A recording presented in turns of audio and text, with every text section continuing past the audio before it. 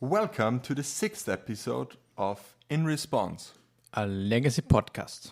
I'm Philipp Klein. And I'm Daniel. And today we are just...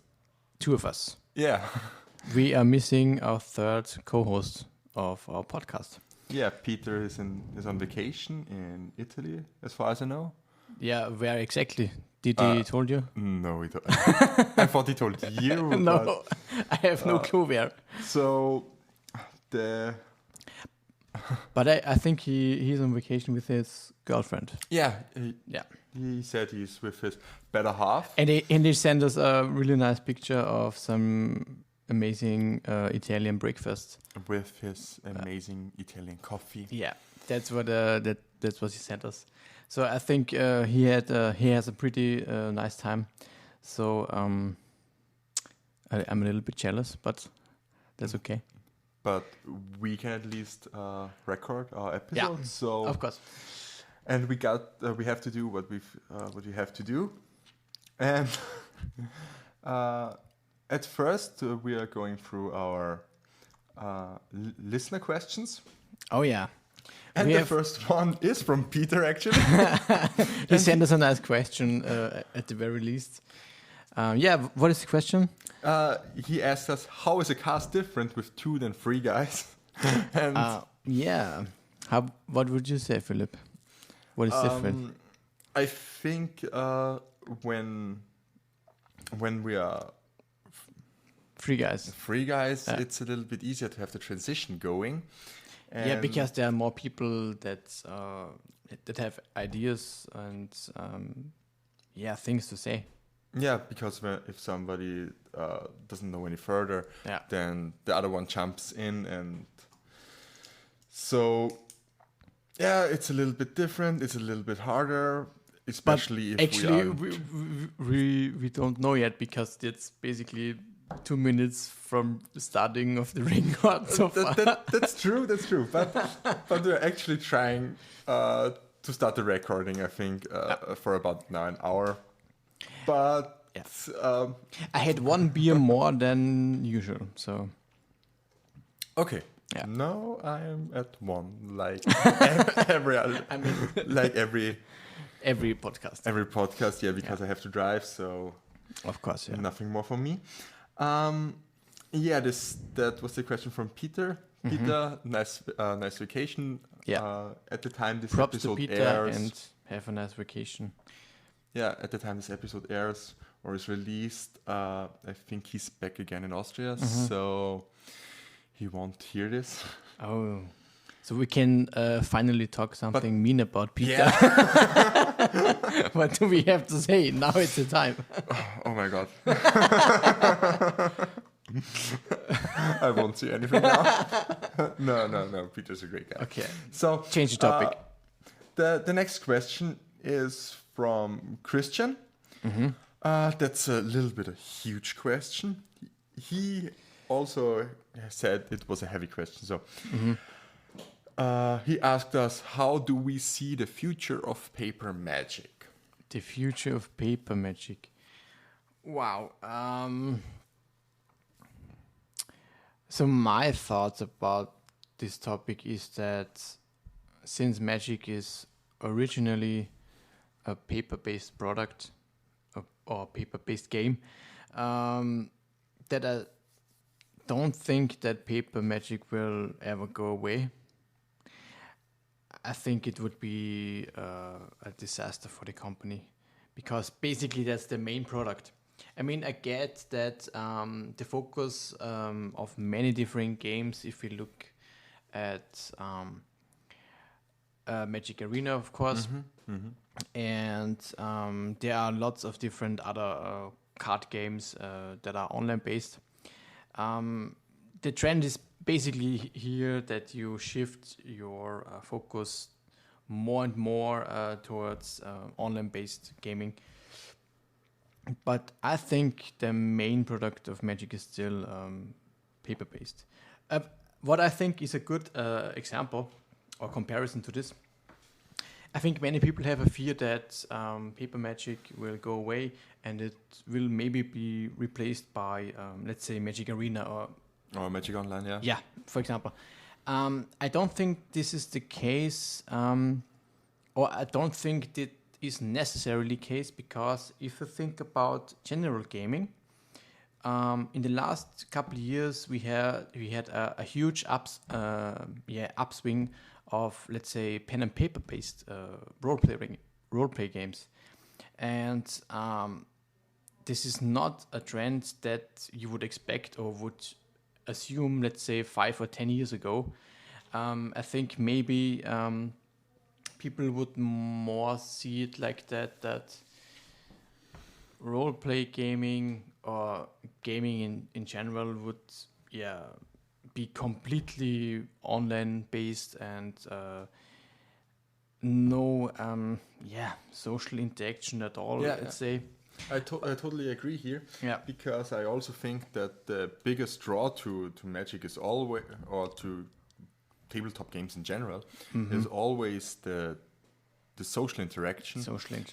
Between the players, and the fact that that's non-existent in online Magic or online gaming. Also the fact that there are almost no co-op games anymore. Yeah. That you can play on one screen with 2 to 4 players. Yeah. Will keep the paper Magic or the board games or the tabletop games alive. So what I also think is in the future of Magic, that it will never go away, even if if Wizards suddenly stops printing new product or designing new sets or anything. Okay. Because the cards are already here, there will always be surely it will be a minority, but there will always be people who want to play this. If it weren't so, then there wouldn't be any old school or pre-modern or I don't know which pre-war legacy. You mean these community-driven formats? Yeah, that they wouldn't exist now. So I think legacy or vintage or anything, anything paper Magic related would still exist, even if Hasbro would decide to stop producing sets or cards. And of course, we shouldn't neglect the biggest format, let's say, that basically has no support at all, which is just casual. Yeah, kitchen table is the biggest format. This is the biggest environment or audience for buying Magic products still, and it basically has no Wizard support in that sense. It's just kitchen table Magic, and as you said, if we have the cards, the physical cards. And if there are some people interested in a game, then of course it will never go away. But this is also the reason why I think that Wizards should and will never stop printing new physical Magic cards. Also, I think this would be nonsense. And if they somehow would say now we are stopping printing Magic cards, it would be a really big shock for me. I don't think. I basically don't expect something like that. Also, I don't think that online gaming replaces the Magic. Yeah. It could be, let's say, we have one company and they originally built up from paper Magic, and now they have, let's say, a new way they can dip their toes in, but it's something that can exist in parallel, I think. So we have online gaming and we have paper Magic alike. I've heard an interesting idea on Twitter. I'm not sure who tweeted this, but somebody had an idea to diversify the formats. So there is an online-only format with new cards and new printings. Oh, yeah, and paper-only formats going forward. So that they can choose to focus on the esport side and on the paper side without having to ban all the time. That's a really nice idea. So they can, let's say, neglect the other part of Magic completely, and the problems that each part has. If they have to print one set and it has to suit arena and paper, it is a lot more restrictive, of course. So I really like the idea, actually. It's for sure an interesting idea. So we'll see what the future will bring. And the future brings us the next question from Jonas. And that's a very old question, probably as old as Magic existed. Almost as old as Magic existed, and it's from about one of our favorite topics, the reserved list. Oh, the reserved list. Okay. Okay. It is then a question as old as the reserved list. Yeah. I just don't want to put the word in. Yeah. So he asked us, do we think the reserved list will still be in place in 10 years? That's kind of a really, really hard question. But I think the reserved list is here to stay. It won't go away, which is very unfortunate for the growth of our beloved format. But maybe there will be a workaround from WotC at any time. We will see, but I think the reserved list is certainly here to stay. I basically agree. I think the reserved lists... I can't imagine that Wizards will touch the reserved list at any point. But what I want to add to this is that I think Wizards is in general capable of doing some things that might be surprising or new, or they're capable of doing unexpected things. And one example would be, in my opinion, the companion rule change. I think such a change is not what I would expected back then. So also banning Lurus in Vintage for power level reasons. Yeah, I mean that's the first card in Vintage banned for power level reasons. Yeah, exactly. So nobody expected that. Yeah, and for that reasons, I think maybe in a few years Wizards could then maybe announce some changes to the reserved list. Maybe they will loosen up the restrictive printing rules they have on the reserved list. I don't know, or they make some workarounds on what is it called? If you functional reprints, basically, if they make some reprints that are in the environment of Legacy to a certain extent have the same power level. Yeah. Like what is a good example, like the Legendary Dual Lands or something like that? Legendary Dual Lands have one crux because they aren't far enough from the Spirit of the Reserve list. But some restrictions like that. Yeah, my go-to answer for a workaround for the duels or from the reserved list is always just make fetchable fast lands. Yeah, okay. That's the easiest workaround. But don't you think that actually fetchable fast lands would be better than legendary dual lands? Yeah. They would be far better, I think. Yeah, maybe they would be better, but the drawback is big enough. Okay. I mean, this is of course definitely not a dual land as we know it. So yeah. So I think the easiest fix would be fetchable fast lands. I've heard that simply legendary dual lands would be too near, too close to the original ones. Yeah. At the spirit of the reserved list. Okay. Yeah. That's also because the reason why snow-covered duels can't exist. Yeah, of course, because this is basically no restriction. Yeah. there is basically effectively no drawback to this. In my opinion, you can print legendary fetchable fastlands. That's a good idea. Totally fair.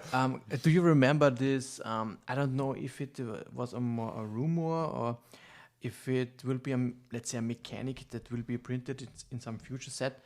There was a discussion about lands that have basically two types that you can fetch, and with those two types.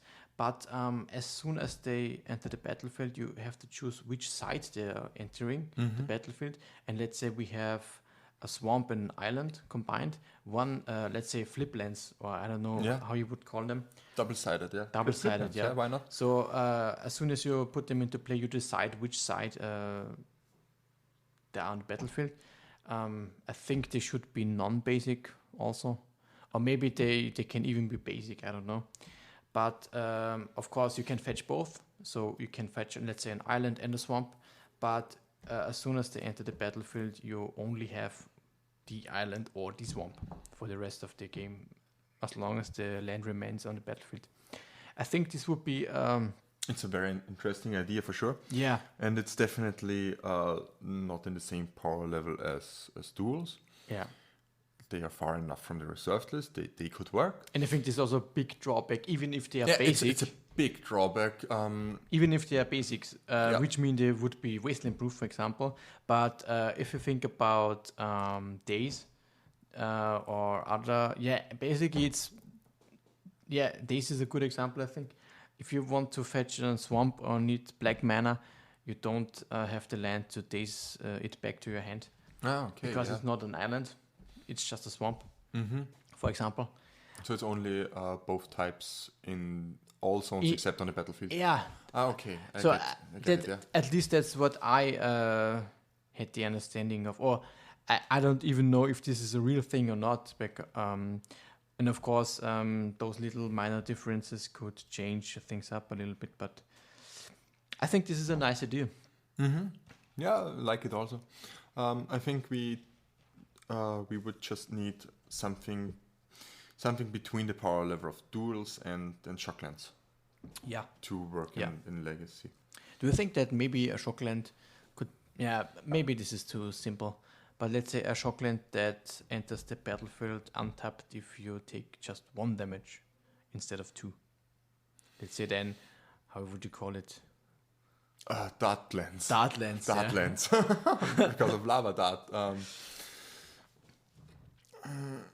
Maybe I think that would need testing. Yeah. If it's enough of a difference, or if it's too much, like with the shocklands. I mean, most legacy decks can run 1 shockland, especially if you are if you have a combo or something like Hogak. Then you can easily run 1. But a second one gets really hard. Yeah.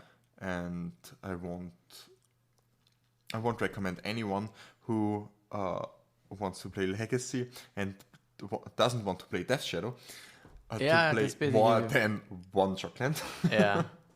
I mean, even 1 shockland is, of course, strictly speaking of competitiveness, it's just wrong and it's not good. Yeah, but you lose some percentage points. Yeah, that's definitely, true. You need some... But sometimes you have to ask yourself, are these 3 to 4 percentage points that I lose with playing a shockland worth the $200 to $300? Yeah, of course. Surely, if it comes to GPs, if we ever have one again, or simply some bigger tournaments like MKM or something, then I would for sure play the best possible version. Of course, yeah. Then it makes a difference. But for Friday Night Magic play or for also casual play or casual play, that's what I always like about Legacy. For me, the format is like kitchen table, but with rules.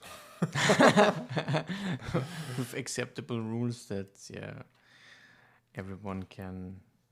Yeah, it just glues everything together a little bit more. Yeah. Without rules, it's not all over the place. Yeah, it just doesn't matter because one thing I know I'm striving here very far away from the question, but just want to get this thought out of me. What I most despise in kitchen table or in casual Magic is if you have a tournament for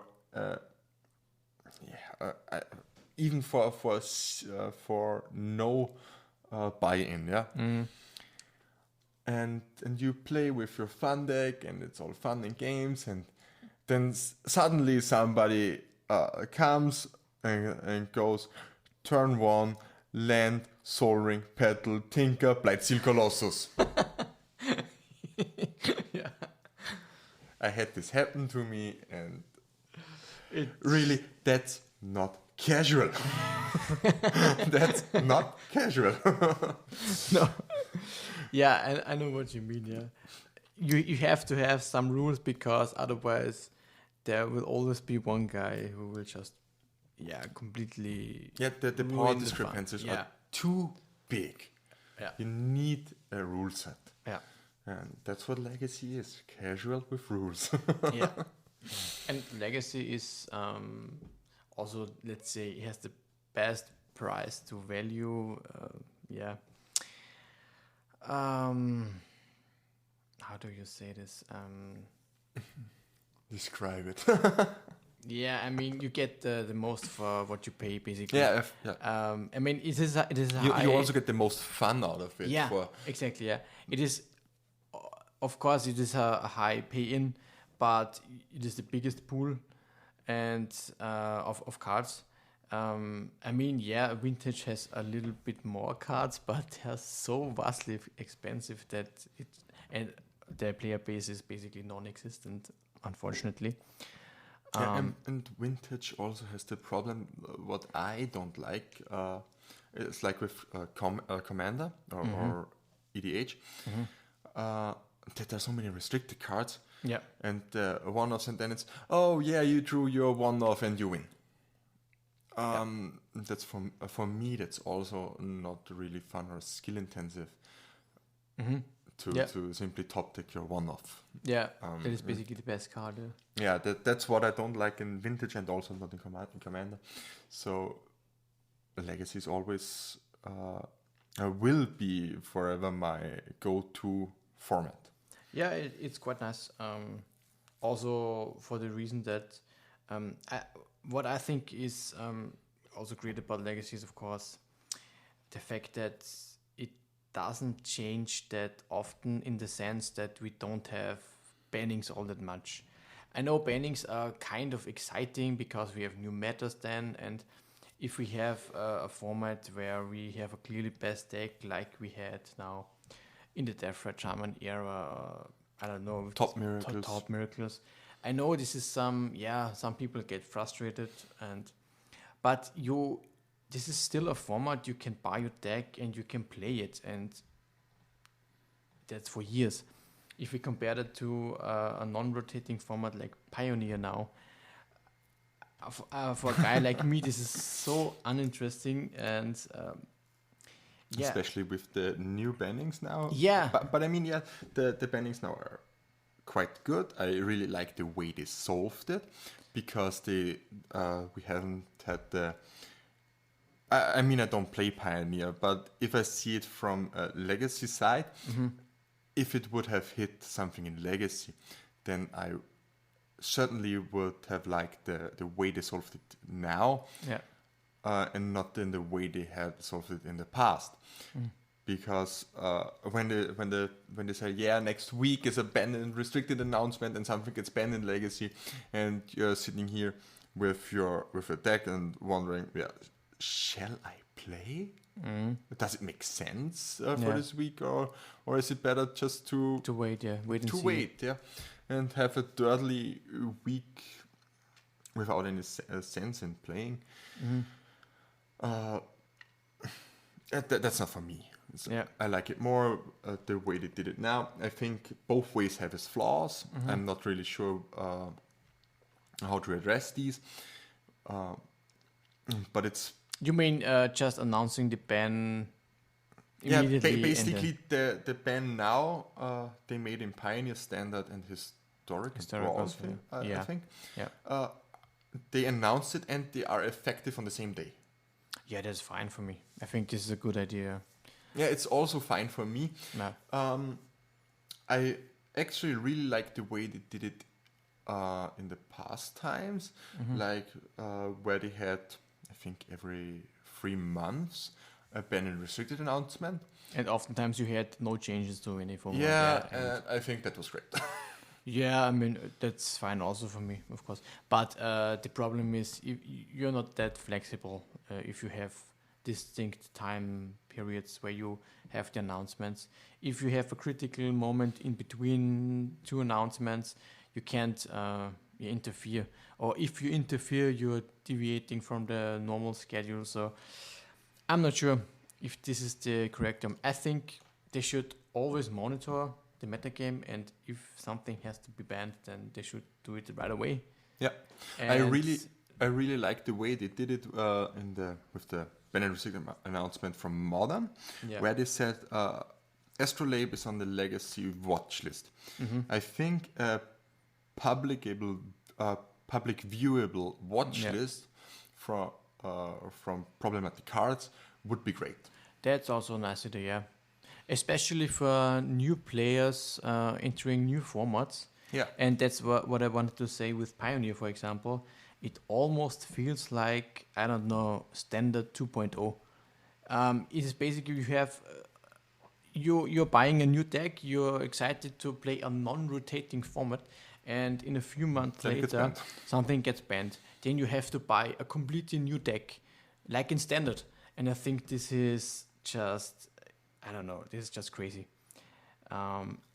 It's basically like the bannings are initiating a rotation. Yeah. It is basically comparable to Standard. And in that sense, I think it would be better to, like you said, for example, have a watch list of cards that Wizards is likely to ban, or they're keeping an eye on it. Yeah. An eye on it, yeah. And also, I would like to see a little bit more flexibility towards unbanning cards. Oh yeah. For example, Lurrus in Legacy. I think there is no reason for the card to be banned now. I think so on board with this. Yeah. With the companion nerf. We think some changes they made in the past, and then if they made some new changes that completely invalidated the changes from the past, they should revert it, and that's nobody would be upset. I think people would like it. Yeah, actually. I think with the companion nerf, Lurrus would be totally playable, but not broken anywhere. Nobody would play Lurrus as a companion. Nobody, not even in Modern. No, the restrictions for having him as a companion versus the payoff that you get is just a minuscule. Nobody would play it like that. But having access to Lurrus in your main board would be great. It would breathe new life in old archetypes. I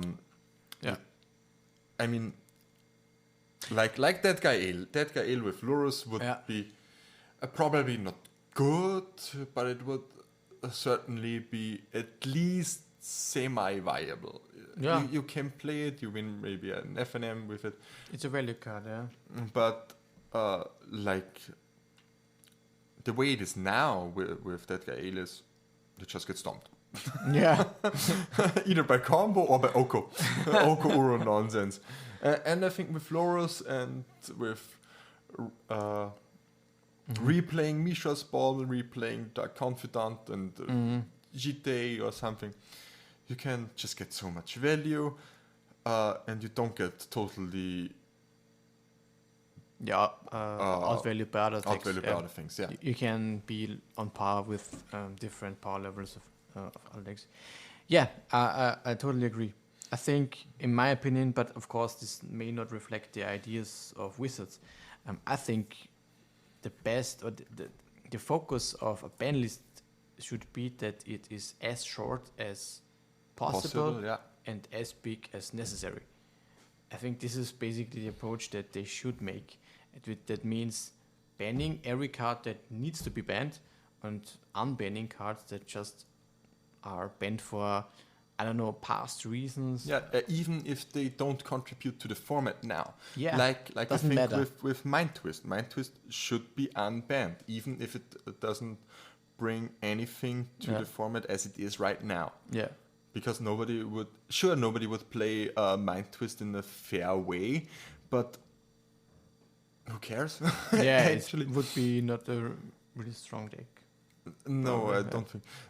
Some people say, it wouldn't be a strong deck and it wouldn't be played. Why don't just keep it banned? Yeah, man. Because it also doesn't make a reason to keep it banned. In my opinion. Yeah.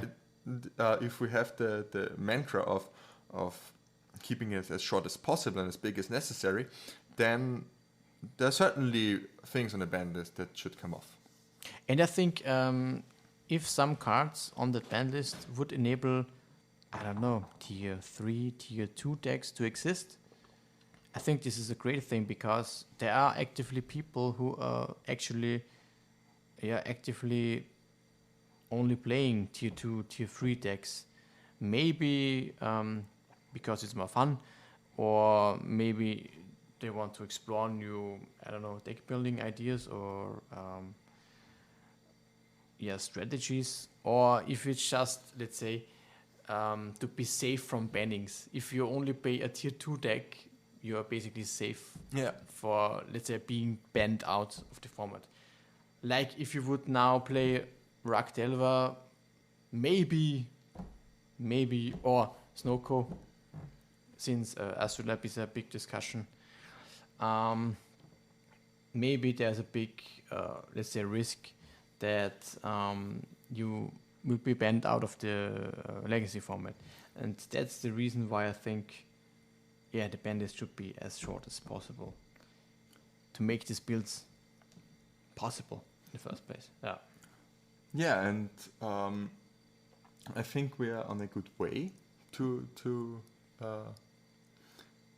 have such fringe or tier 2, tier 3 decks in the meta because of recent developments additions. Additions, Yeah, because if somebody would have told me 2 years ago that the top 4 most played decks are Ragdelver, Goblins, Ninjas, and Elves.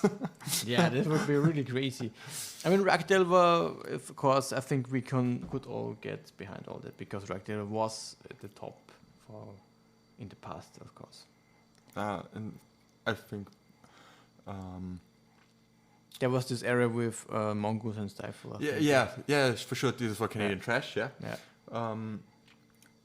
But in the Death Red era, it was certainly Grixis. Yeah, of course. Yeah. It was before the Death Red era. Yeah, 2012 and Dark Ascension and Innistrad. Yeah. Oh, great deck.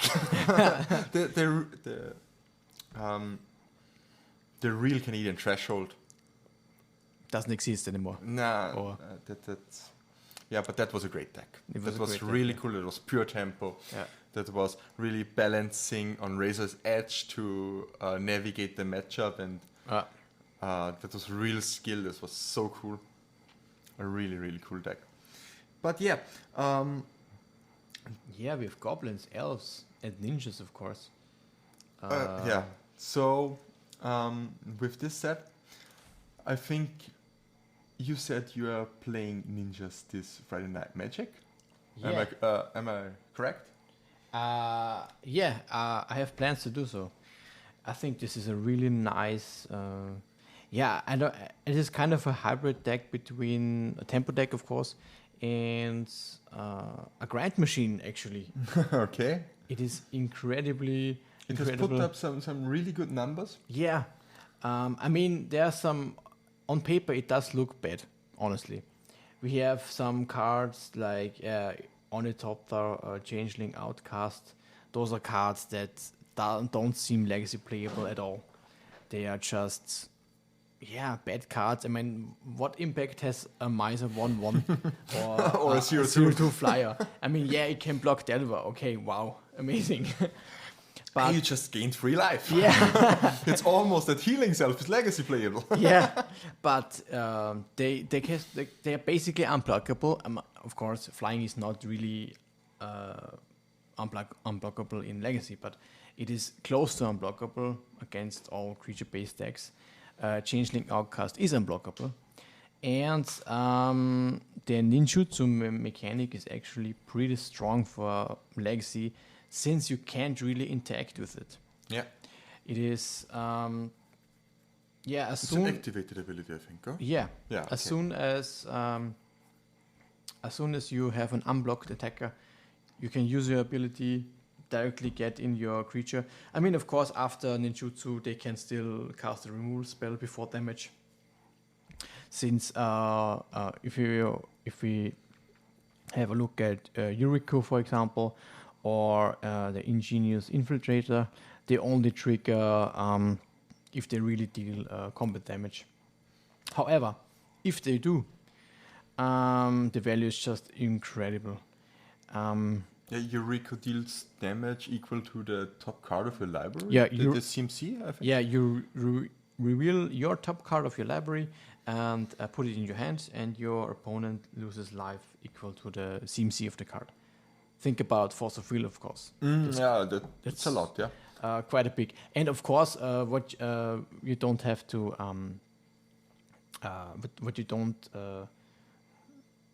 forget about the mechanic is that it's whenever a ninja. It's not only for this card only, it's also for each other ninja that is attacking at this attack step and dealing damage. Do you put the card then on the bottom, or you draw the card? You draw the card, okay. Yeah, it's basically a reverse Dark Confident trigger. You reveal the card, but your opponent loses the life, but you get the card. It's basically that's great, yeah. It's basically a Dark Confident trigger on steroids, basically. Yeah. And also the Ingenious Infiltrator, which says you only draw a card, but it also says whenever a ninja draws a card. So you can combine both cards to draw basically, 5-6 cards if you're lucky. And also the Outcast is a shapeshifter. So it's also a ninja. It's also a ninja. And it's also unblockable. Okay. So you don't even have to attack with Yuriko. You can just sit back with Yuriko if you don't... if your opponent is having a Tamoglyph or some bigger threat. You can just safely attack with your Outcast through the Tamoglyph, and then you get still the Yuriko trigger. So you can still dome them for 5 with force. Yeah. So you could also brainstorm in response to your Force of Will on top end. Yeah, exactly. Yeah. That's a bit of a clock, I think.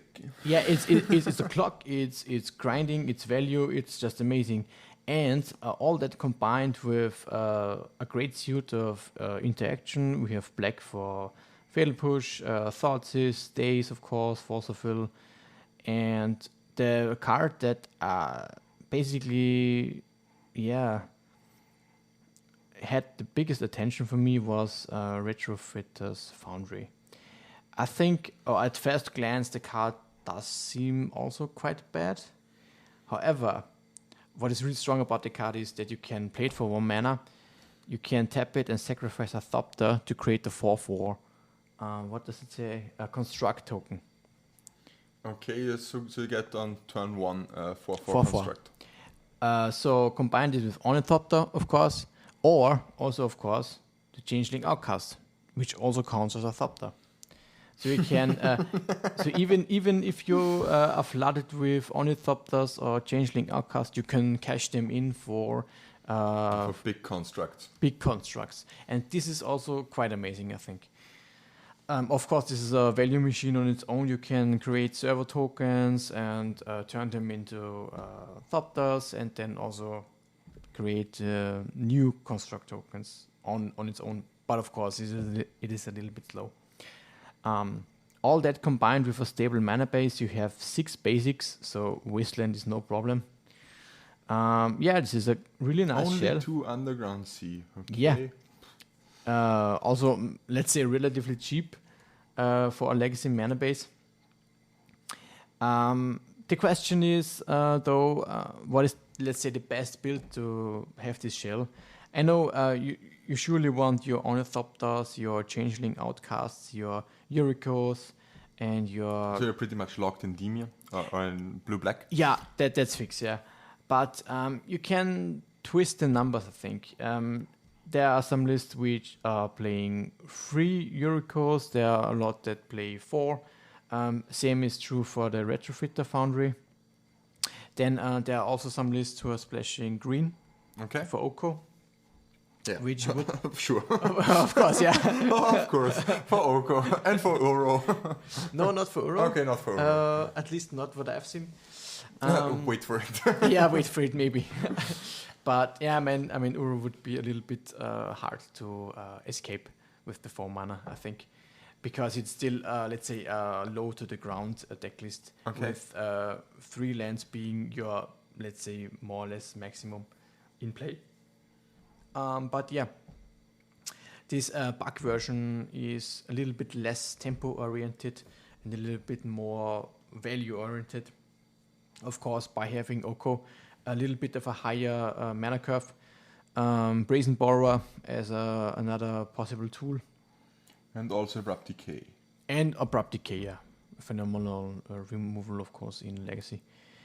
So 1 Bayou, 2 Tropical Island, 2 Underground Sea. Yeah, that's a steeper mana cost. Yeah. For concerning the dual lands, yeah. Mm-hmm. But I think the deck looks really nice, or can perform really, really well if you have those explosive draws. Of course, you can also have these draws where you are in, I don't know, Ornithopter into Outcast into, I don't know, one random Brainstorm, and you're drawing a bunch of lands and you're basically doing nothing. It is a little bit synergy driven, so you have to have your ninjutsu cards, or you have to have your, I don't know, Foundry to cash in your Thopters. So it is, yeah, also maybe not the best deck for top decking when you're late in the game, but it can have some explosive draws, I think, which I really like about the deck. Yeah, it's a cool deck. Yeah. I personally would play the straight blue-black version. Yeah, me too. Because of the really, really stable mana base. Stable mana base is often underestimated in Legacy. Yeah, a stable mana base wins you so many games. Yeah. It's certainly underestimated, and I get the draw to more colors because you can play more powerful spells because you have access to more colors. But sometimes it's just so, well, I just needed the right land drop or a fetch wrong, and that's game. That's game, yeah. It happens so often. Or I got wastelanded twice out of a sudden, and then I don't have any lands on me anymore. Yeah. So the power of basics is just really good in Legacy sometimes. So keep it simple, if you can. Yeah, so you're going to play this? Yeah, what are you going to play? Yeah, that's a really, really hard question. Because I was busy the last weeks brainstorming and brewing because I hadn't had much time to play, actually. I wanted to jam some leagues on Modo, but real life got in the way and had so much work to do. So I'm in the fortunate position that in my job I can listen to podcasts. I can I can think about decks, make my mind about card decisions, because my work is more labor driven. So I can just work the whole day and think about Magic. That's really nice, actually. Yeah. Which is kind of cool, but sometimes very tiring. So at least I had 3 deck ideas last week. I mean, we have to say that Philipp is basically, I would say, the brewmaster of your Legacy community. I love brewing. Yeah, I think there is not many other people who are that much into brewing like you are. And I also think that, I mean, there are some people, I think, in the Legacy community, but you are the guy that always try to make it as competitive as possible. Yeah, I really love if I have when I have an idea and to make it really good, because Legacy has so many staples, so many good cards that you just have to play. And I think as long as you play good cards, your deck can't be that bad. Yeah. Even if the strategy is a little bit off the beaten path, but I also love it when I can port modern decks into Legacy or vintage decks into Legacy. Into Legacy, okay. But the latter one is a little bit harder. Yeah, it's a little bit harder, but for example, the Vengevine list that I played In vintage. In Legacy, the Rack Vengevine list. The Rack Vengevine, yeah. Mm-hmm. Yeah, it's basically a port from vintage. I mean, surely is it like called Oxwine, right? Yeah, Oxwine. the Oh, Oxwine, what do you call it? Yeah. Yeah, it's basically a vintage port. Mm-hmm. I mean, that wasn't my idea actually, but I love it. You took it and you tuned it. Yeah. So, but it's not now on ice. Yeah. I think I've come to a dead end with the deck, so I took my ideas elsewhere. Mm-hmm. What do you have for us? Yeah, let's give us some. I don't know. I have a Grixis list, a Rack list, and a Rakdos list. Okay. So at first I had an idea. I love Phyrexian Dreadnought. Mm-hmm. And I love Croxa. Oh yeah, Croxa. Croxa is just so great. Both cards are not really played in Legacy, of course. Yeah, at least right Dreadnought sometimes, but not really. And not really, yeah. Croxa more in the past. Is more of a modern card. Mm. But yeah, there's the neat interaction of Phyrexian Dreadnought and Lasav, the 2-mana one from the multifarious, yeah. From which edition? Guilds of Ravnica, or was it Ravnica Allegiance? I don't know actually now. Yeah, the new Ravnica one, yeah. Yeah, I think it was Guilds of Ravnica. Mm-hmm. So you can basically can have up to 8 Phyrexian Dreadnoughts in a deck, because if the Dreadnought dies, you can simply copy it with Lasav. But how do you? Oh, so you have to play your Dreadnought. It dies. It dies and then copy it with Lasav in attack. Okay. You can do it as soon as turn 3. So so you have your. Is it the only way that you can pitch, or let's say bring your Dreadnought into your graveyard? No. So you have a typical Delver shell built around with your 4 Brainstorm, 4 Ponder, 4 Daze, 4 Force of Will, to protect the whole shell. Yeah. And also you've got 4 Stifle for the Dreadnoughts, for the trigger. Dreadnought, which synergizes with the Croxa trigger, so you can also respond to the sacrifice trigger from the Croxa and get your 6/6 immediately. On turn 3. That for black, red, and blue, it's a little bit of steep mana cost, but it's doable. And usually play the 4 lightning bolts and 4 Fortsies to have a little bit more discard. And general interaction, yeah. And also rounding up a threat suit is Dreadheart Arcanist, because you're in red. For sure play an Arcanist. Yeah. Just so much value. It's basically a Delver shell without Delver, and but with Dreadnought. Huge. And Lasav interaction, yeah. And Lasav interaction, yeah. You can do Lasav lets you do really amazing things, like before combat, copy a Croxa in your graveyard. Yeah. Attack with the copied Croxa. Trigger. Then let the trigger resolve. They discard and lose 3 life, or don't discard and lose 3 life, or discard and don't lose 3 life. That you get value out of it, and then you copy the Dreadnought and hit them for 12 with trampling. Yeah.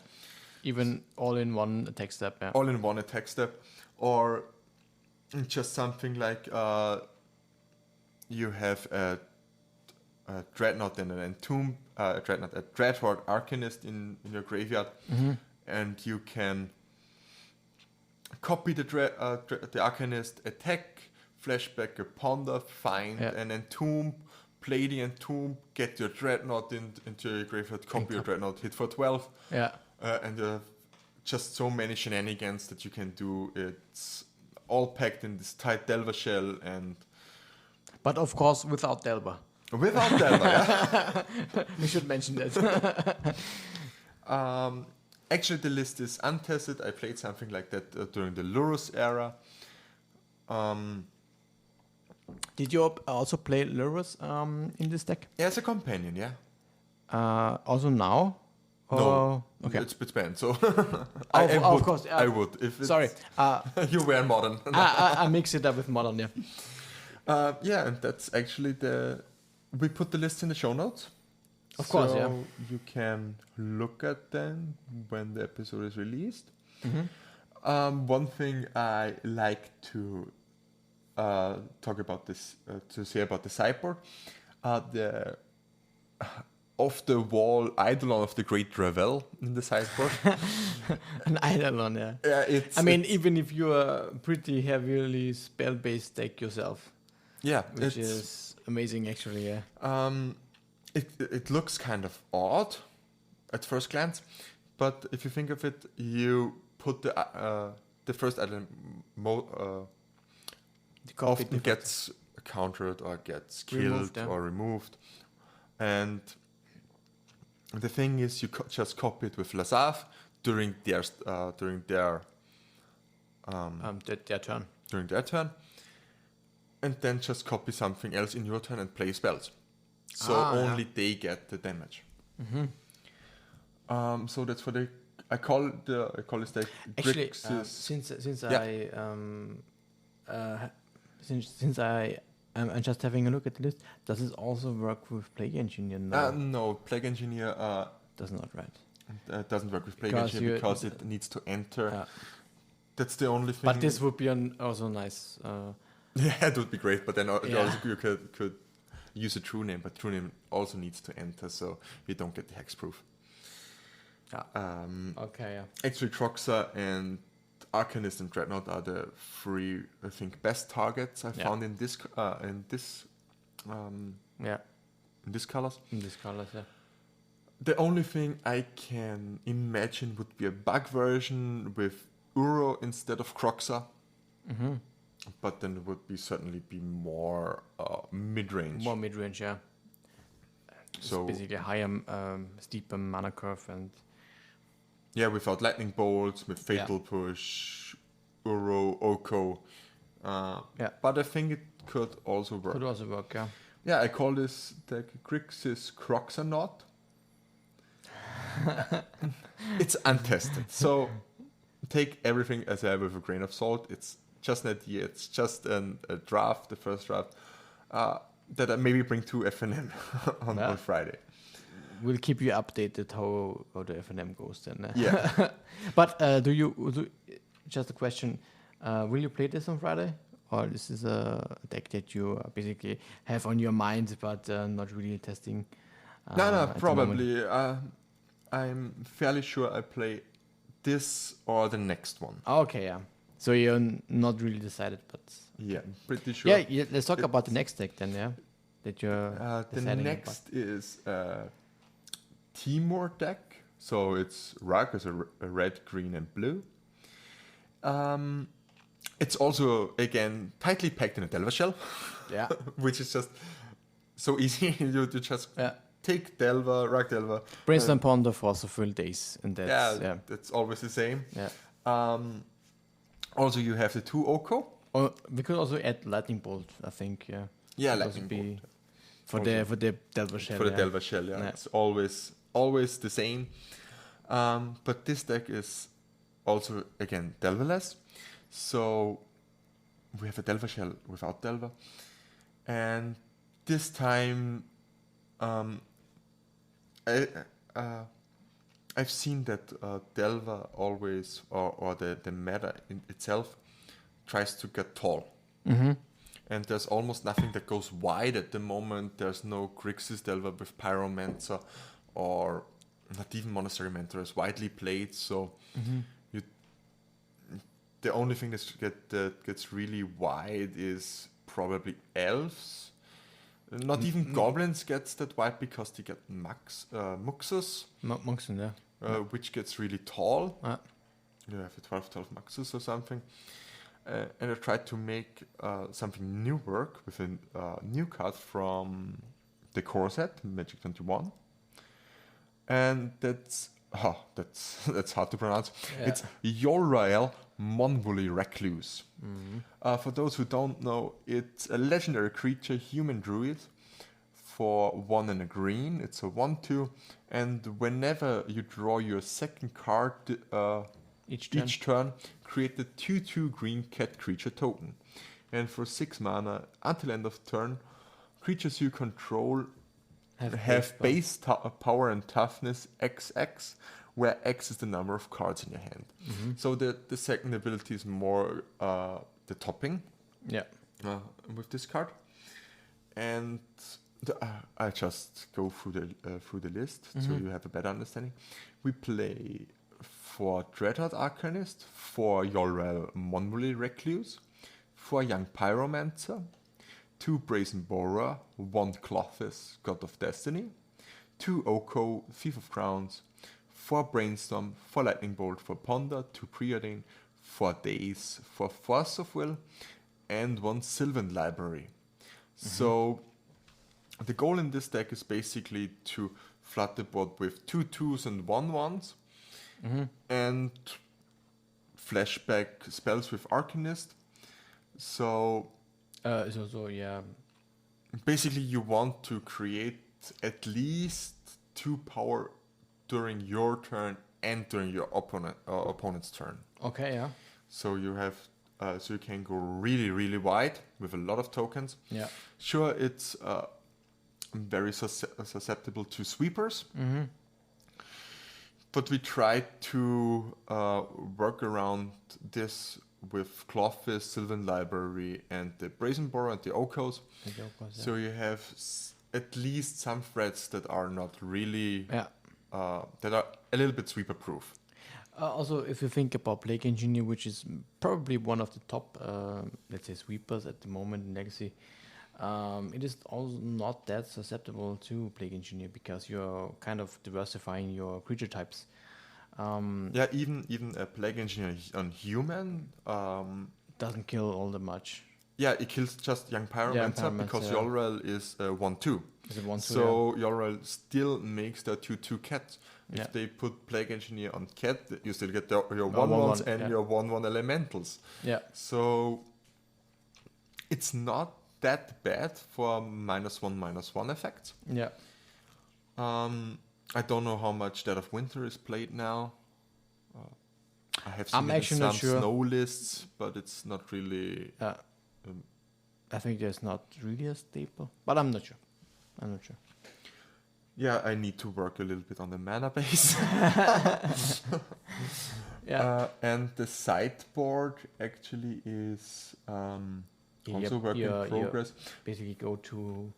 Yeah, it's a go-to Delver-like sideboard with Pyroblast, Spellpierce, Surgical Extraction, Veil of Summer, Force of Negation, another Clothis, and the only 2 spicy cards are one of Ettergast for opposing Clothis or opposing Okos. Yeah. So if they fetch, you just put them on top and they shuffle it in the library. And what I really like are the 2 Wilt in the sideboard. I think that's actually the best naturalize effect ever printed because it's cycling. Yeah. So if you don't need it, just cycle it away and you get a card. And in this deck, it triggers Yorrael. It triggers Yorrael at least. So nice. So you can do something. And with the second ability from Yorrael, you could even flashback it with Dreadhorde Arcanist. So Yeah, I see, yeah, but it's really unlikely. It's unlikely, but it could happen. It could basically happen. Okay. And so I probably play the Rug Yolrel or the Crixus Cruxanaut list this Friday. Okay. I'm not sure which way to go now, but at the moment I trend more to the Rug list because I'm known as the graveyard guy in our community, and this deck has basically, besides Dreadhorde Arcanist, no graveyard interaction, so quite surprising. Yeah. And the next one is more traditionally my jam. It's something. That's what I want to stress is what I'm basically also very excited about. But yeah, you can explain what the deck is about. It's something of a pet project of mine. It's making Arclight Phoenix work without blue. Without blue, yeah. Yeah, because there were always the Arclight Phoenix Buried Alive combo decks in Legacy, Mostly Grixis. which are mostly Grixis. But Buried Alive has the problem of being either really good or really bad. So the first Buried Alive is usually your best one. It puts 3 Phoenix into a graveyard, probably reanimates them, and you go to town for 9. Or you draw your second Buried Alive, or a Buried Alive after you got Surgicaled and your Phoenixes are gone, and it's just a dead draw. The dead draw, yeah. So I went through 3 to 4 iterations of this deck, and now I'm at this list in the show notes. It's basically a Phoenix built in a test shell. Yeah. Or in a storm shell. Basically storm, yeah. So I don't know if it's test or... it plays Rite of Flame, so... Yeah, it's more test than it's more test than Ant. Yeah. But it's somewhere in between, actually. That's what I'm basically excited about. So going through the list, we play 4 Arclight Phoenix, 4 Dark Ritual, 3 Duress, 4 Faithless Looting, 4 Rite of Flame, 3 Thoughtseize, 4 Burning Wish, 4 Infernal Tutor, 4 Manamorphose, 1 Buried Alive, 4 Lion's Eye Diamond, 4 Lotus Petal, 17 lands, 3 Arid Mesa, 4 Badlands, 4 Bloodstained Mire, 3 Marsh Flats, 1 Mountain, 2 Swamp. And in the sideboard we have a really huge wish board. Yeah. And just some graveyard hate and some storm hate here and there. Yeah, it's similar to Testen, basically. Yeah. Which it also so the wish board is 1 by Force, 1 Thoughtseize, 1 Mayan Misery, 1 Buried Alive to wish for, 1 Toxic Deluge, 1 Empty the Warrens, 1 Tendrils of Agony, and a singleton Reanimate. Then you got 3 Surgical Extractions, 2 Abrade, and 2 Mindbreak Trap. So you basically have everything covered. The goal of this deck is to either reanimate 3 to 4 Arclight Phoenix as fast as turn 1, and to hope that they are enough. Yeah. A lot of decks can't handle 3 turn 1 Phoenix because they're simply too fast. Or the other way of attacking your opponent is during a simple storm kill with Empty Your Warrants or with Tendrils of Agony. Yeah, and what I think, what is really amazing about this list is you kind of, if you have enough mana and cards, you can combine both effects. Yeah, you can. I actually had this happen. Yeah. I comboed off, drew from a Faithless Looting. I had 1 Phoenix in hand, played a Faithless Looting just for storm count. Yeah. I had 2 lands to discard actually, but I drew another Arclight Phoenix, discarded the Arclight Phoenix. I made this turn I think 16 goblins and attacked force with 2 Arclight Phoenix in the air. So that's amazing, yeah. Anything but a simple sweeper is probably enough, yeah, for sure. But I mean, you can also basically combine it with, let's say, a natural tendril skill. If you have, I don't know, some phoenixes in your graveyard and you're storming off, and even if it's just 1 or 2 phoenixes, it's basically shaving off 3 needed storm counters that you need to kill your opponent. You can basically naturally storm for 7 storm, and then the last 3 storms are basically covered for 2 random phoenixes in your graveyard that are attacking for 6 life, or 6 damage. So that's quite cool. And also, if you have enough mana, you can also make the traditional tutor chain. Yeah. I often do Infernal Tutor into Burning Wish into Empty Warrens. Mm-hmm. It needs a lot of mana, but it makes a huge storm count, so it works. And for the hands that don't really do much, you really need just land late, and so you need ritual tutor and late to make turn 1 free Phoenix. Yeah. And I think that's a really big upgrade, because I also had the problem with the Grixis lists, or with the more mid-rangey lists, that you were always a spell too short. Yeah. To reanimate your Phoenix, because Dark Ritual into Buried Alive is 2 spells, and you have only 1 land drop, so you probably can make 2 Dark Ritual, but then you're throwing away resources. Yeah.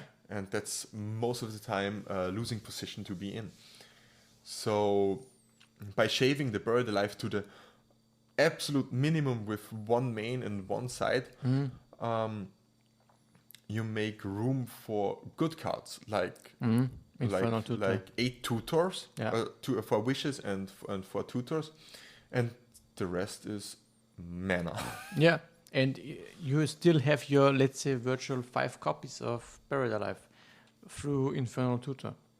Or, of course, with Burning Wish, even more. It's more. 10. It's 10 copies. 10 copies of Buried Alive. Oh, 9 copies, actually. It's 9. 9 copies. Yeah. 9 virtual ones. And you can still just play, if you flood out your Arclight Phoenixes for 4 mana. Mm-hmm. That also happens sometimes, and wins randomly games. So yeah, if your opponent goes turn 1 Deafening Silence, which is probably the hardest counter to this deck, I'm not sure how we can really beat this. The best play is hope to draw your Phoenix, hardcast your Phoenix, and go to town. Yeah, and maybe Burning Wish into Mire of Misery, and kill the Deafening Silence over 2 turns. That's one problem of the deck for sure. Yeah, sure. It could be solved by branching out into another color. Yeah. But the only color that would be worth branching out is blue for the cantrips. Brainstorm, Ponder. And then I'm not sure if. I mean, you got Echoing Truth or Chain of Weeper for the bounce. Yeah, but then I'm not sure if a different deck wouldn't suit it better. Yeah, of course. This is then you're basically trying to do too much for what the shell is here for, I think. But I'm not sure. I quickly had the idea or a thought about what if you actually would splash blue, maybe cut the Faithless Looting, cut 1 Phoenix, and just have 1 Buried Alive and 3 Phoenix. That is basically your only Phoenix packages. So, or the idea would be to only have your Phoenixes through Buried Alive, and the rest is a complete normal Grixis Storm Shell. But I'm not sure if this would be a good idea. The problem with the Phoenix, if you cut one, is always if you draw it. Yeah, if you draw it, exactly. Then your brother life gets so much worse. Yeah, and you don't have a way to discard it if you cut faithful looting. If you cut looting, yeah, sure, you could put brainstorm in. Yeah. But then you need an extra step to put your arcade things from your hand into your deck again. And you don't want to burn the life just for 2 Phoenix. It's not enough. And with this build, I was often able to make 4 Phoenixes turn 2. Yeah. And that's actually great. The only thing in the side, that's to the sideboard. Mm-hmm. There's one thing I would like to bring in, and that's probably either a chain lightning or a grape shot. I'm not sure which would be better. Sometimes it's just you get your opponent down to 2.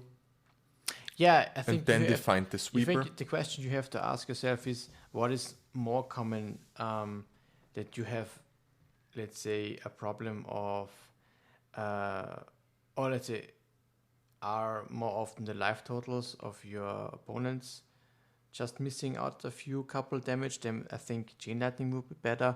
Or are you often short on mana to cast your big tendrils out of your sideboards? Then maybe a smaller grape shot would be enough if you have enough storm all the time. Okay. So the question is, do you have enough storm, or are you basically always a few damage short?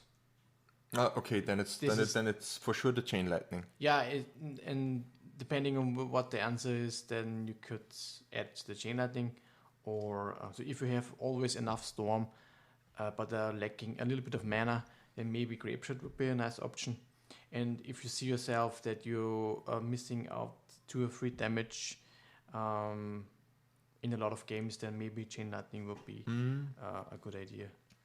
What I want to address is the one of reanimate here in the sideboard. It also seems odd, but it's just great if you have an reanimator opponent. And sometimes reanimator, even if it's very, very consistent and fast, sometimes they just have the faithless looting, draw, discard a fatty, and go. Yeah. And in these situations, you can just ritual burning wish, get your reanimate your grizzle brand, and have your own fatty. And they never see it coming. Also, the sideboard is built in a way that most of the things are castable with mana from Lions of Diamond. So you have your Bird Alive that's castable for free mana. Yeah. Also, the By Force is castable for 2 to 3 mana. Yeah. And one of the recent additions is the Toxic Deluge, which I play over Massacre or other sweeper. At first I thought about Angel of the Gods, but that exiles my own Phoenix. Yeah. That's something I don't want. So, and then I came across, I forgot about Toxic Deluge. And if I go Ritual Wish Deluge, and then I can kill the whole board and get back all my Phoenixes. Yeah. So, that was my thought process behind that. I think this is a really nice list, and I like the approach actually. I originally had the impression that I'm not sure. I was not sure if the Phoenix plan and the Storm plan would fit all that well together. Sometimes the deck has a problem of you want too much for what you can do in a deck, or let's say you can do many different things, but executing them is not as good as just focusing on one specific strategy. But by having only this minor Phoenix Splash and being, let's say, a test deck. It's predominantly a storm deck, yeah. Yeah. I think it could work, actually. Of course, I think one big flaw to this deck might be consistency. You're lacking your ponders and brainstorms, which is still arguably a big loss for a storm deck. Yeah. Of course. That's true. That's simply true. But I tried to avoid these brainstorm ponder preordained piles. Yeah. Because for me they are often, like we had before with the Grixis and the Ruglist, they build themselves. Yeah, of course. Yeah. And sometimes I want a little bit more of an now a mix up. What do you mean? A challenge. A challenge. Something more of a challenge to get something like this really going. Okay. And I think even if this list needs some fine tuning, I think I'm very, very happy with the results so far. Yeah. And I'm more than sure willing to put this through a league or two, or even a challenge. So maybe you will see this in the challenge. It would be nice if we get published with. I'll do my best. I try. Just have to have a little bit time for this because I think it's 7 rounds. The challenge. So 7 rounds on a Saturday is hard. That's of course true. But you said this is not the deck you want to play at FNM. No, not at the moment, because it's so fast and so good to. So it's perfect to fine tune in Magic Online. Yeah. So I get a lot of reps in, and I try to play it more online. And the other 2 decks are more fun for FNM level. Higher impact. Cards on a card per card basis. Yeah. So I think the other decks, even if they're not so tuned, or the numbers are off, or the mana base is off, do better in a paper event. Of course, yeah. Than they would do online. Yeah. And speaking of FNM, of course, how is our community in our league in Austria? I think some people would be interested to see the situation we have here concerning, since Corona is still a thing, and FNM might not be, for everyone in different countries. But how do we have it here in Austria for our league? Yeah, I think so. For our league, we still have a summer break. And we're still in a really big makeover from our league. But the normal Friday Night Magics are still firing, and basically undisrupted, I would say, even. Yeah, we had 2 to 3 months. I think we didn't have an FNM. Yeah, but right now it's basically like before. Yeah, because we have almost not really many COVID cases. Yeah, I think we have 60 I'm here. Not sure, yeah. I think we have 60. That's in a city with about 200,000 people. Yeah. So I know for people in the US, 200,000 people is more of a village or a little town. But of course. in our country, it's actually one of the biggest cities. Yeah. So I think the 3rd biggest city, you have Vienna, Graz, and then Linz. I think. I'm not sure. Actually. I think. But it sounds good. Yeah. Yeah. So. Really not that many COVID cases. We surely have our protection. We wear our masks, which should be self-explanatory, actually. So wear your masks.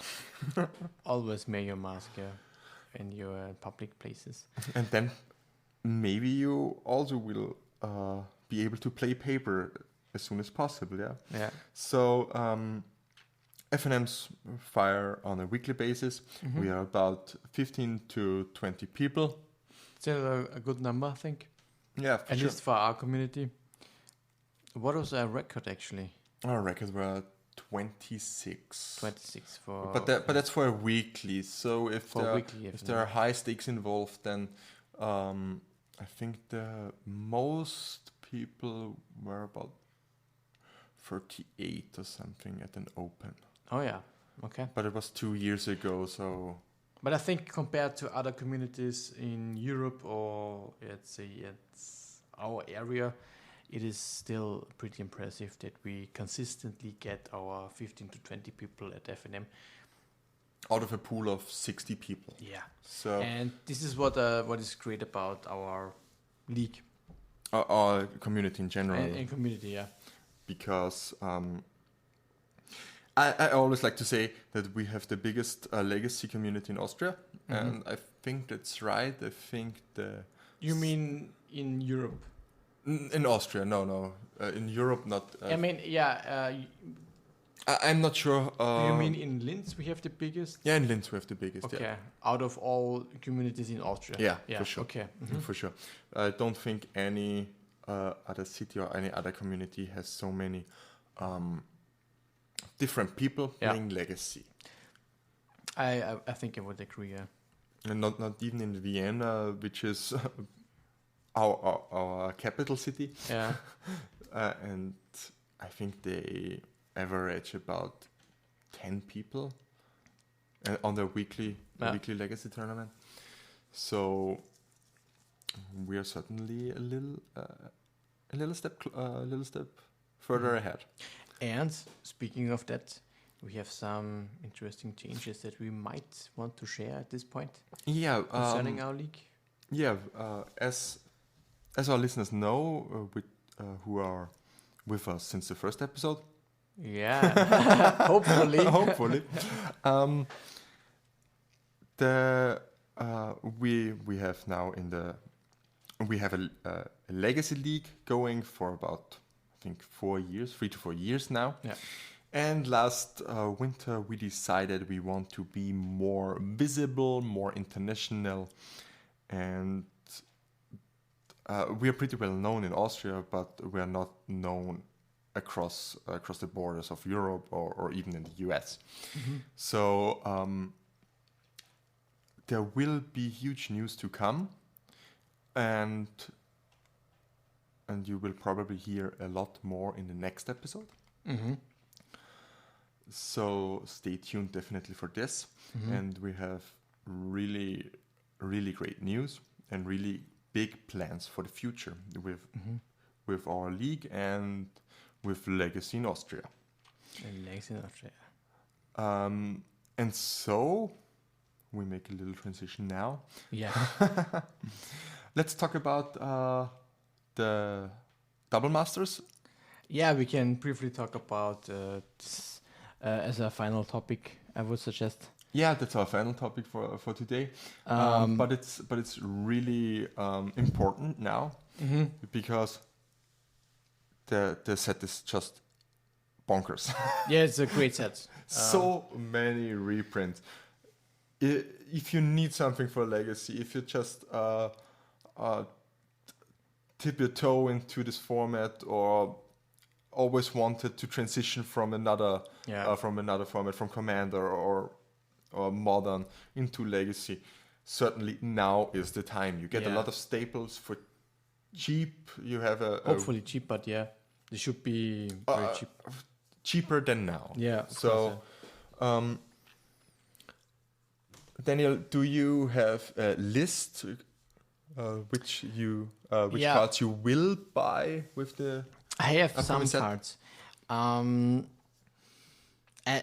list is actually not that long, actually, but I have 2 specific cards that I want to buy. And the first one is Mox Opal. I think since the banning of Modern, the price of the card did not really change. I'm not sure. I mean, I think it was about 60 euros at its highest point, and it dipped to around 40 euros. But I think it's a strong card, but it is basically only played in TES in Legacy actually. And Urza Echo, I think. Yeah, in Legacy, yeah. Yeah, in Legacy, yeah. And I don't think that justifies a price of 40 euros or something. No, for sure not. Also, it's not really played in Commander, so no, yeah, it's not a Commander card. No, I mean, yeah, it's a powerful card, of course, but I'm hoping that this the price of the card will drop to, I don't know, 20 to 30 euros. I looked it up today. It's, I think, about 26 now. Yeah. The Double Masters version. Yeah. Maybe, but the set isn't released yet. So maybe it will when people open it and draft it, and it maybe will get cheaper. It certainly will get cheaper. I think it will get into the 20 euro range. Yeah. And I would be very happy to pick up a couple copies of the card to finally finalize my TES deck that I wanted to play for quite a long time in Legacy. As I'm quite a Storm aficionado, I always played Ant, but of course Ant is not the best version of Storm, I think, right at the moment. Yeah, TES looks just better, but for me, Moxopol was always the card that kept me from playing TES. So I'm looking forward for that. And of course, the big second card is just Goblin Guide. Goblin Guide. We should mention that we are a community that are always present at the MKM series. At least we try to. And one big must go to is of course Prague. And we shall see you there by burning out your faces then, at least in a trial. Oh yeah. So prepare your, I don't know. Okay, so these are the two cards you want to get? Yeah, I need them. That's for sure. I've got my Goblin Guide. So you're ready to go to Prague? I'm ready to go to Prague next year. I love it. I have a little bit longer list. Yeah. Because I want to get some playsets done. The most important things for me are the Noble Hierarchs. Yeah, they're so cheap now. It's incredible. Yeah, they're so cheap, and I need them. They are the only expensive, quote unquote, things that I need for Maverick. Okay. Yeah. I have everything else. Really? Besides the Chaos Cradle, but you don't really need the Chaos Cradle. Yeah. It's great to have. I think most builds play one of. One of. Yeah. But I think you could. But it's one Chaos Cradle versus 4 Nobles, and you certainly need 4 Nobles more than the one of Chaos Cradle. You could get behind without. You certainly can't play the deck without Nobles. Yeah. Another one is my 4th Blood Moon that I need. Okay, yeah. Also, I need 3 Death Shadows, probably. And also Exploration would be great. I'm not sure how expensive they are now. Still between, I don't know, 10 or 15. Okay, that's totally reasonable and totally great, actually. Yeah, maybe it will be below 10 after the set will come out, but I'm not sure. Yeah, so this is what I'm going to get. Also 1 to 2 Toxic Deluge, because I think they went for 10 to 15 euros. Yeah. That was always a little bit too much for me. I never thought they were that the price tag was justified, so I'm really excited for this. The next thing, my list is really a little bit longer. Yeah, for Invigorate, because maybe I will play Infect action, yeah. And I think that was for the colorless. For the colored cards. Then I need 4 meddling mages. Oh yeah. For Espervile, because the deck is so great. That's so cool value machine. I'll have to add Medding Mage to my list as well. Yeah, I need the card as well. Yeah, I forgot about it. And also for Baleful Strix. That's also a card that was always, I think, €2 to €3. I think it was not that. It was not maybe really expensive. 3 or 5. I'm not sure. But each euro that you can save, yeah. that you can save, can you put into other cards? So you get more bang for your buck. Then just a Sword of Light and Shadow and a Sword of Feast and Famine to round up my swords for Death and Taxes. Also, I need Chrome Moxes. I only have 2. Also, I want the Mox Opals. funny side note here. I've won the this year or last year? This year. Last year, I think. When did Mox Opal get banned? I think this year. I'm not sure now. Wow. Okay, it's it doesn't matter when, but you can look it up. But what did you win? I think the open here with Mardu Pyromancer, yeah. Was it it was Legacy. It was Legacy, yeah, for sure. And yeah, I won the Mox Opal. It was a Friday, so I won the Mox Opal as the prize. It was January, yeah. Yeah, it was January. I won the Mox Opal as a prize, and 2 days later it got banned. So I didn't sell it. No, but it still retains some value. So no, it's totally okay. It's fine. I mean, it dropped down to 20 to 25, I think. Really? For 2 to 3 days. I should have bought them at this time. Yeah, I also thought about buying in, but I thought it would crash even lower. But it didn't. So it even rose back up to 40. Yeah, so I have to buy them now. And I think that was it. I'm not sure if I need anything else. Maybe Trinisphere 1 or 2, or some explosives, maybe, yeah. But they're really cheap now, and rounding up my Walking Ballista playset. But yeah, the set is simply so great. It has so much value. Really happy for that set to be. But I will just maybe I crack open 1 or 2 boosters, just for the feeling, because sometimes I like to just throw money into the bin. Because for me, opening boosters is always just losing money. Yeah. But this time, because the set is so stoked, I will probably get 1 or 2 just for the experience, and the rest will certainly be singles.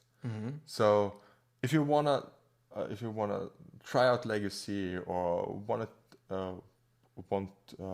to make the transition from another format, now is the time. Get your staples.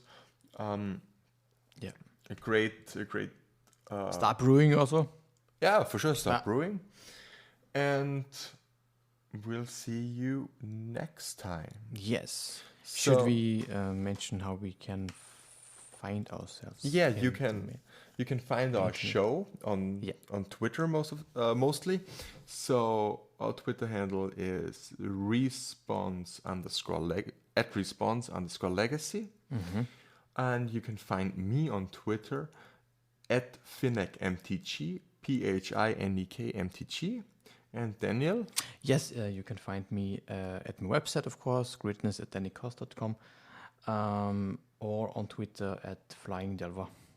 And if you can also email the show directly. Yes. The email address is in-response@gmx.at. Yes. So if you have any questions or any topics you want to discuss, just email us directly, or or DM us on Twitter. Yeah, also just general feedback. And general feedback is also very appreciated. Yeah, we needed to improve our show. Yeah, to be better podcasters. Yeah. I hope you enjoyed the show. It was certainly longer than we thought. Yeah, I thought it would be shorter, but even without Peter this time. But next time you will be again here with us. Next time we will have a special guest again. Yeah. And we will announce that in a later time, I think. Yeah. So stay tuned. Yeah. And bye. In response, the end.